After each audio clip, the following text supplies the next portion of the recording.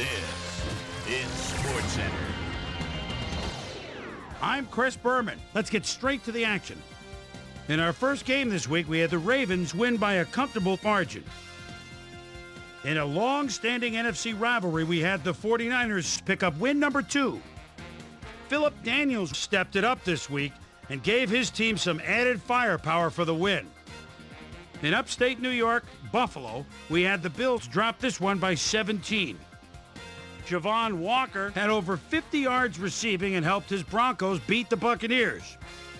Down in Qualcomm Stadium, we had the Chargers losing by 13. Falcons, Panthers. Terrell Owens is split out at the 3-yard line and takes the quick hitch, touchdown. The Panthers win this one by the final score of 12-6. The Cardinals defense held their opponents to under 50 rushing yards in their win at Tempe, Arizona. We had a big injury in this one, and Trey has the lowdown for us. Trey? All right, Chris, thanks.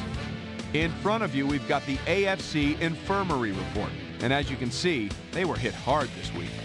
Kevin Dyson is probably the one that most leaps out at you. He'll be out for 10 weeks. In front of you, we've got the NFC list. And as you can see, they could form their own mash unit. Plaxico Burress sticks out on this list as one of the more costly injuries. It's a torn calf muscle, and the doctors are estimating he'll be out for 11 weeks. On to the serious news of the week. Brandon Lloyd will miss the remainder of the year, and this is a big blow to this passing game because he was obviously a main target. Now the big story of the day. Joe Horn is going to find himself in street clothes for the time being, and that'll be a major blow to this club. So that'll do it for now. Chris, let's send it back to you. The Redskins lost on the road but will get to head home and meet the Ravens.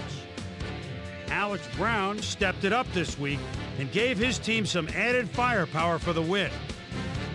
In a long-standing AFC rivalry, we had the Bengals win their 4th game of the year. Giants, Packers.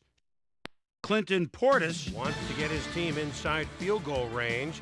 Gets the handoff at the 42. Oh, he may do more than that. He shakes too. He could go all the way. Touchdown. The Packers go on to win this by the final score of 20-17. Down in the Lone Star State in Houston, we had the Texans get sent away with a 7-point loss. And in our final game, we had the Colts come away victorious. So that'll just about do it. But before we go, I'm going to toss out a few game balls to my prime-time players. Each and every one of these men had a week to remember. That'll do it, sports fans. I'm Chris Berman, and thanks so much for joining us here in the Bristol studios. We'll see you next week right here on ESPN, the worldwide leader in sports.